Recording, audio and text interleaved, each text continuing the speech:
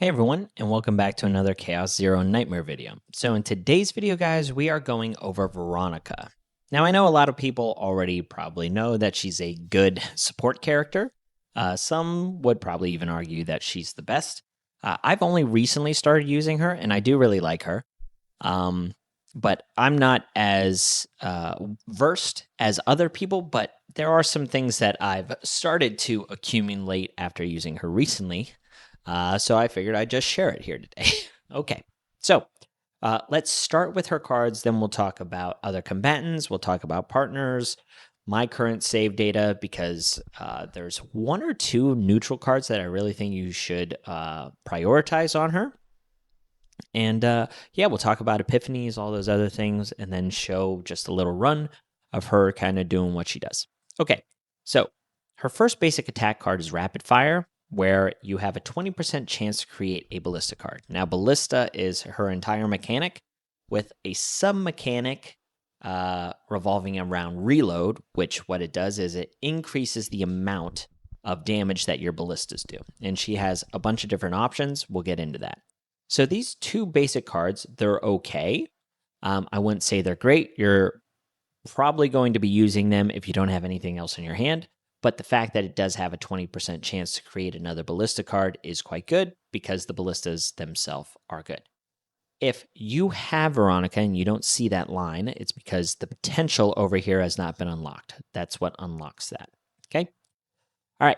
Now, the Illusion of the Golden Daffodils. You want to remove this card because the shield isn't really going to be valuable. You need to have defense on your characters for shield to be impactful, and you're going to be building Veronica with attack percentage, crit rate, all those nice things. So first chance that you get to remove it from your deck, you should. So her bread and butter card is Firing Preparation. So it's a unique card, meaning you cannot copy it, because if you could, that'd be amazing, but you can't. And it has Outbreak of War, so that means that you're going to start with it whenever you draw for your first turn. What it does is you create a Ballista card, and then at the start of the turn, you create one Ballista card. Now, the Ballista itself, at the end of the turn, you do 159% multiplier to a random enemy. But there are different Ballistas, which the Epiphanies are revolving around. However, even before this is Epiphany, this is still quite good, as it can like do the finishing blow on something, or if you have one enemy, it's always going to attack that enemy. When you have multiple enemies, this card gets way worse, but Veronica does have some pretty good Epiphany cards that can get you better Ballistas. So her Epiphany for this card, it revolves all around the Ballistas and different ones. So the first Epiphany gives you a chance to get an additional one at the start of each turn, so you can get two Ballistas at a 50% chance. This is fun, but it's certainly more of a coin flip.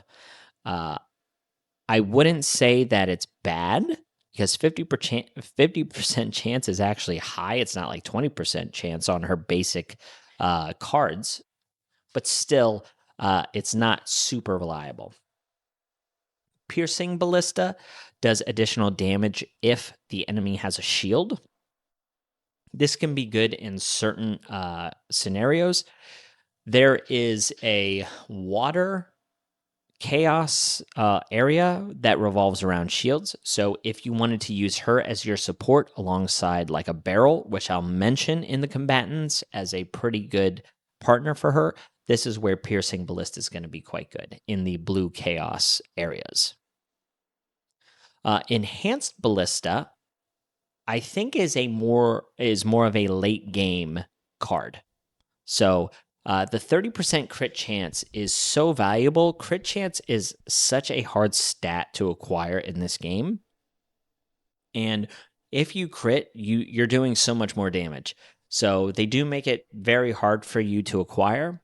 But if you can get up to that 70% crit chance, I think you're going to want to target Enhanced Ballista. But this is a late game thing once you have potentials up to like 10 or whatever, or 5. I don't even know how high crit rate can go on that. You need all of those things to max out your crit chance. But this one's quite good if you can hit that cap. Giant Ballista, though, I think is the primary one. I don't know if you guys feel the same way, but it seems that there's a lot of good burst characters with single target damage, uh, but AoE is somewhat lacking in this game. So the fact that she has a end of turn AoE all the time is quite good. You don't always have Giant Ballista come up whenever you Epiphany this card, but if you do, I think it is the best one to take. And then Shelling Ballista, if you have ways to increase the multiplier on this can scale pretty quickly, which Veronica can do.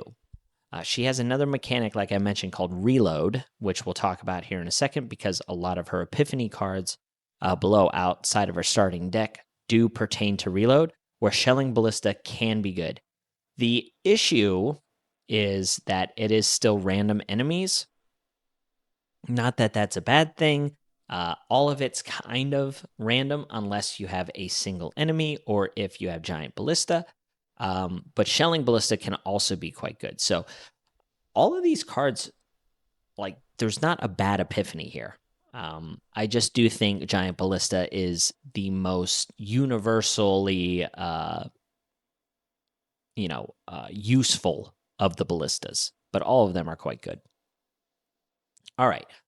Getting on to the Epiphany cards. So Repose is a small shield, because like I said, you're not really going to be putting any defense into Veronica.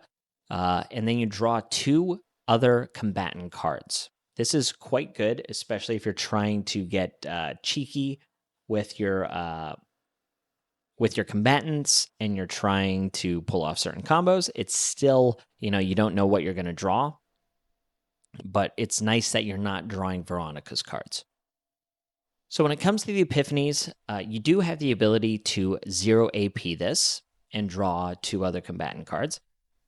I think in the scenarios where you're going to want this are cards or are with combatants that don't have any kind of retain in their abilities, where they have to use all the cards in their hand that turn to maximize their damage. You can't really wait.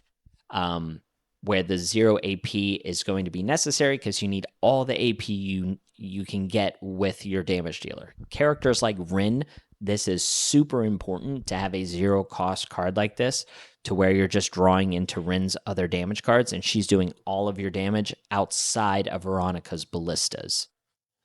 But in other cases where you're using her with people like Khalip or Beryl, this isn't really necessary. So here you get a slightly better shield, and then you draw 2 combatants cards. And then if one of the cards is a skill card, you get 1 reload. This I also like because you're getting additional damage out of your ballistas. So what reload does here, it increases your ballista damage by 50%. So remember I forget what the ballista was that had the ×2 multiplier. That's where if you have ways to really maximize reload on your Veronica, that ballista can do crazy amounts of damage. So the max stacks is 3. However, there is a card that will see a Veronica's that can even increase this to 4. So yeah, reload is important to know about. This, you draw 2 other combatant cards and cost of 1 card, -1 for 1 turn. Now, I've had other people comment in other videos saying that it's only for her cards or the combatants cards. I don't know if that's the case with this card because it just reads so weird. I wish the developers had a little bit better translations on some of this stuff. But from what I've seen, reducing card cost hasn't been super relevant yet, just because Mika is so prevalent with the AP gains. If there's ever a game mode where Mika isn't as strong as she is, that might matter. But until then, I haven't seen it. Okay, so this one reload equal to the number of other combatant skill cards in hand. This can really maximize reload in a short amount of time, but you do have to realize that you don't get to draw other cards. You're just using this as a shield and then a max reload card. This can be good if you're using characters like Mika or Beryl that have a lot of draw capabilities where you don't really need the drawing power of Veronica. and you're just maximizing the ballista damage. So it's going to depend on when to choose this, but this can be quite strong. And then this one is even crazier. Discard all other combatant cards in hand, 1 reload equal to that number. So this is another really easy way to reload. It doesn't really matter if the cards are attack, skill, upgrades, just if they belong to another member of your team, you're going to maximize your reloads, instantly.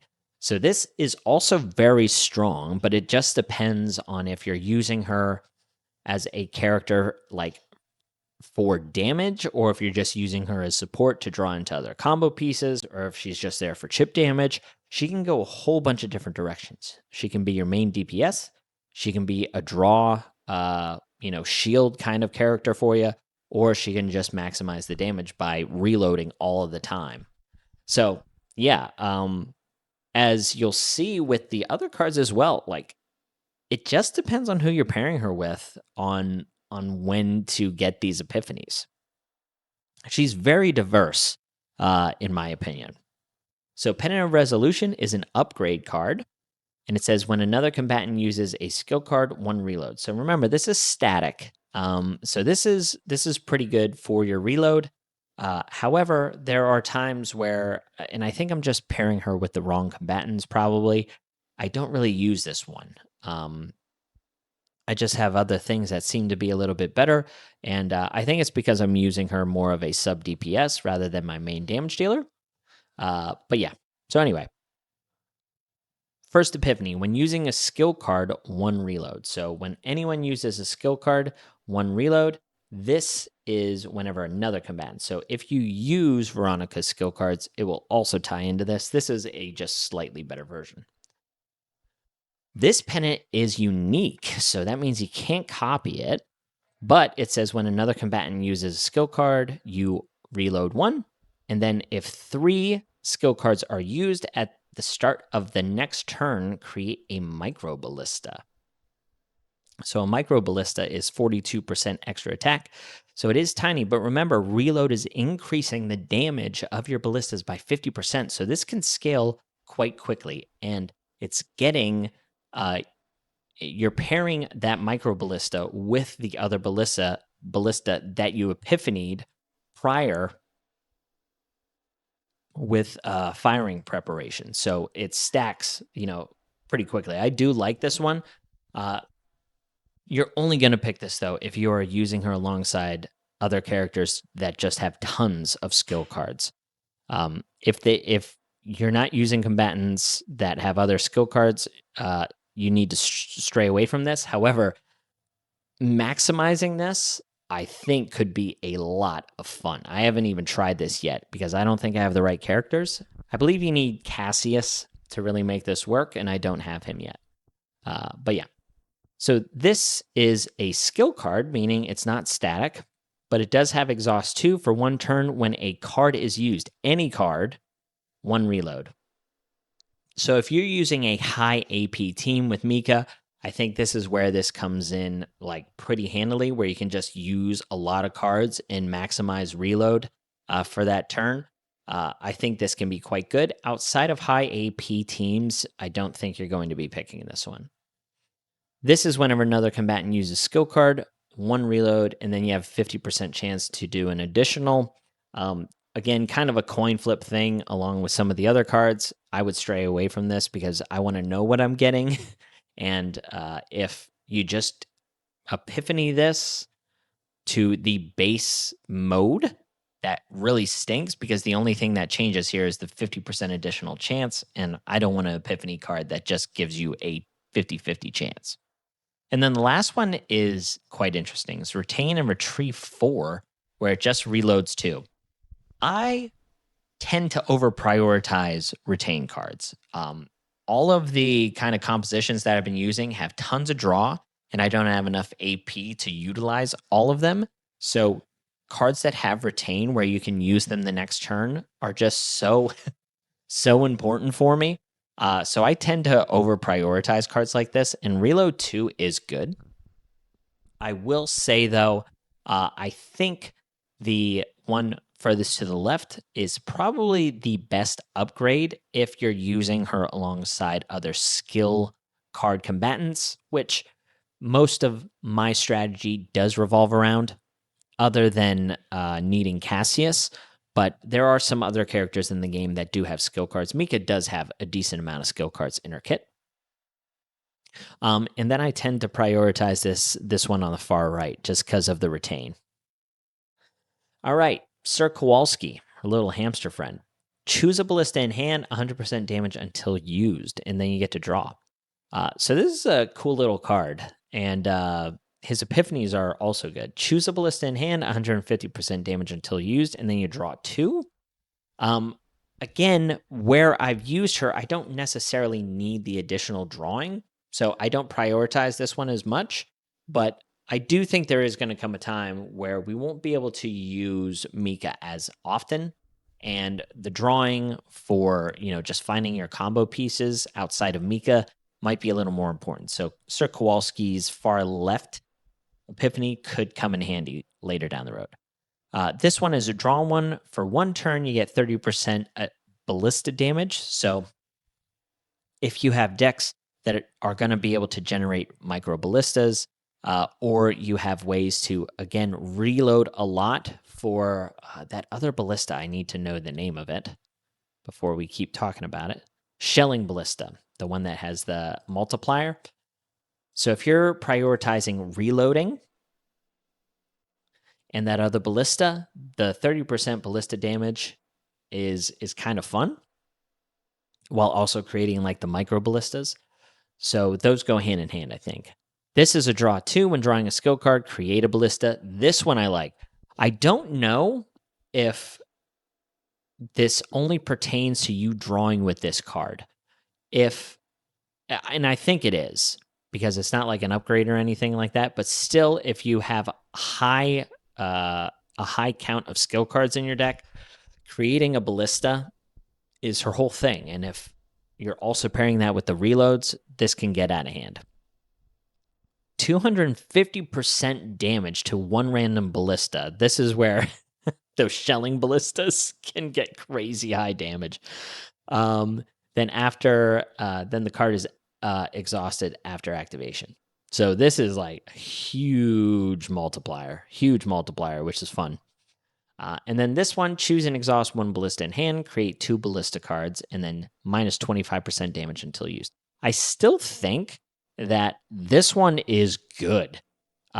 Creating 2 ballistas with only a 25% decrease in damage, I don't think that's that bad, to be honest. To be able to create 2 of these, where reload is kind of just getting that back anyway, and if you have that ×2 multiplier on the shelling, this one is like my go-to choice. I also like this one as well for the high damage output, because that's what I kind of care about. I get draw from the other characters that I've been using.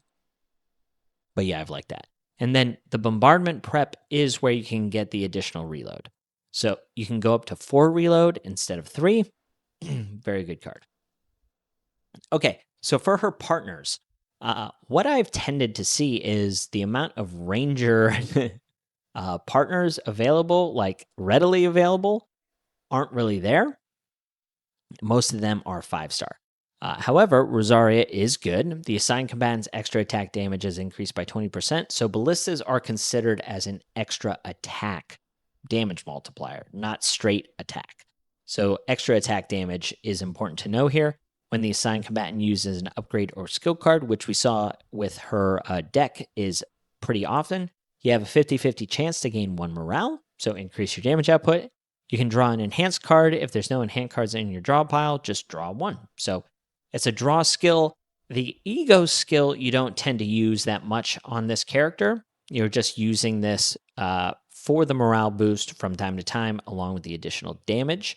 But if you have the capability of getting a 5-star ranger. Now, the one in the battle pass is Solia, which is 20% extra attack of the assigned combatant when the assigned combatant draws for the first time each turn using an ability. So if any of the cards say draw on them, That's where she'll get 10% attack card damage for a turn.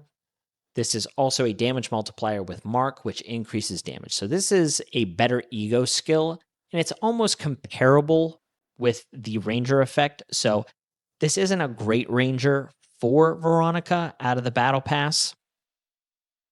I think the best one for her is Marin. Extra attack damage of cards generated by the assigned combatant is increased by 15%, but when the assigned combatant uses a skill card, 25% extra attack damage for one turn. From my understanding, this does not have a cap, so this should stack. And then this has an AoE ego skill while also drawing a skill card. So Marin is the best choice here, but I think Rosaria is okay as a 4-star option. Back to our Veronica. So when it comes to save data, this is what I currently have, but I do want to point out maneuvering attack. This is exclusive to Rangers and Hunters. This card is awesome. You start with it. It has Outbreak of War, but it does end up exhausting. But this is an AoE attack for 0 AP cost. So very, very strong. The epiphanies on it are also good because of the Mark. This is one of those crazy epiphanies that I had. So I do like this, and it's only tied to Rangers and Hunters. So she does have that ability. I didn't have like too many great epiphanies on this save data, but the maneuvering fire is good enough here. When it comes to potential, I think this, I can't remember if somebody mentioned this in a comment or if I saw it online. I believe the ballistas count as unique cards, I think. So you want to increase this damage here. It could count as a basic card, but I'm like, logically, it should count as a unique card. No one else has them. So that's where you're going to be getting that damage. But the crit chance here, just increasing this by 2.5%. The second upgrade is like 4%. It's very hard to get crit, right? So that was something that I mentioned. When it comes to memory fragments, you can use a couple different things, but what I'm currently using is Spark of Passion. When using an upgrade card, the next 5 cards used get plus 15 passion card damage. She is a passion element, so you just get additional damage out of her abilities, and then she's also in crit damage. So her total stats are this. Nothing to write home about, but still pretty good. And I don't have any additional copies. I haven't even looked at these. I'm sure they're nuts. But yeah, so that's Veronica. Now, who you can use her alongside? I've been using her alongside Beryl because Beryl does have retain cards. So remember, I said I over-prioritize retain cards. The reason being is you get so much card draw, but you still don't even have enough AP to utilize them all. But Beryl has plenty of really strong attack cards that just get stronger if you retain them. So all of the skill cards from Veronica that allow you to add other combatants' cards to your hand, if you're adding Beryl's retain cards, even if you use it at the end of the turn and you don't have enough AP, your next turn is going to be nuts and your ballistas are going off from your Veronica. So I really like using her with Beryl because of that. Other really great options are, of course, Mika. I won't touch it on her, but Khalip also has this absolute protection skill where she grants all cards in your hand retain. So if you add additional copies of another combatant's cards to your hand and you don't have enough AP to use them, you can prioritize it or pair it with absolute protection. So then the next turn you'll generate enough AP to kind of go off. Veronica can be used with like any damage dealer. I've used her with Rin too. Rin has a lot of low AP cost cards. And then the ballistas kind of just finish people off. So that's been fun. Rin is probably my favorite character. But yeah, so I think all in all, the best free-to-play option with Veronica is Beryl and Mika. You can, I think, I would imagine, climb up to, Zero System, Stage 9 or 10 with that team, just because Beryl and Mika are very, very strong, and Veronica's a very solid support. So let's just run a single simulation. I was running, was it here? Yeah, I was farming some attack gear. So I was running her alongside Ray and Rin just to maximize like maximum damage, and I didn't want to use Mika because I know everyone dislikes seeing Mika, which is funny because she's free. Okay, so here are the maneuvering attacks, right? She starts with these and she applies marks, so she's doing some additional damage or leaving the boss up for additional damage. So her damage herself is quite good. This is the unique Outbreak of War card. Since we're farming for gear and you're only going up against a single boss, this is where the shelling ballista, the additional multiplier ballistas would be good because we know who they're going to hit, and each reload just increases the multiplier damage on those. So this is the ballista ability. So there's our 227% attack damage on our ballista. Pairing her with Ray, you can even target the ballista to do additional damage. So again, when you have those shelling ballistas, that's where this gets out of hand because it increases it by 100%. So there's a lot of fun things that you can do here. So here we're going to add 2 other combatants. So we did get a Ray card and we got a random Rin card, and then our ballista will go off. Almost 800 damage. Not bad. Not bad from Veronica. So up here you can see the reload, or at least you can see the reload indicator. Right now we're still only at 1 reload. We're at 0 reload, but we're at max 3 reloads. Because remember, you can increase them. So here, let's see if we can just generate any ballistas off of our rapid fire. We can't. I was doing that for fun. I should have been using Rin's cards. But again, we're kind of just trying to showcase Veronica here. So sadly, this boss did take away one of the cards that increases our ballista damage by increasing our max reload stacks. All right. When you pair her with cards that can like exhaust, you can even get rid of the ballistas if it's not going to do enough damage for you. Here is Pennant of Resolution. So anytime we use another skill card, we will reload 1. So now that we have that, that'll be a fun thing to kind of show you here in this run. We'll show the reloads going up, and then we'll get out of here because this video is a little too long. So sorry about that. 510 crit. It's almost double. I think whenever we don't crit, it's about 200 and some. Okay, so Sir Kowalski. This is where we'll 100% damage until used. So 245%. We can also increase the damage of our ballista here just for fun. 417 damage on the ballista. We'll increase our void damage. And then we won't use that. So 566 with the increased multiplier. You saw the reload there was at 1, which is why you got the increased damage. All right.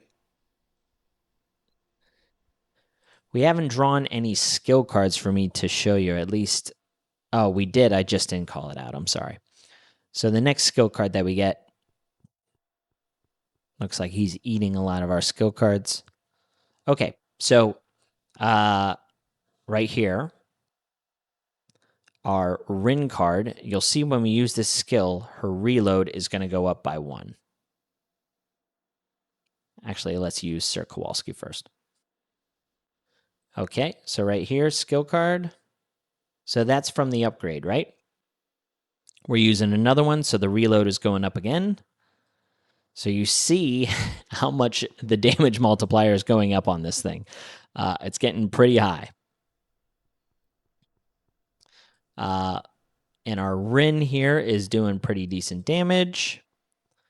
With the 2 reload, if we end up critting, we might do enough damage to this boss. Let's see.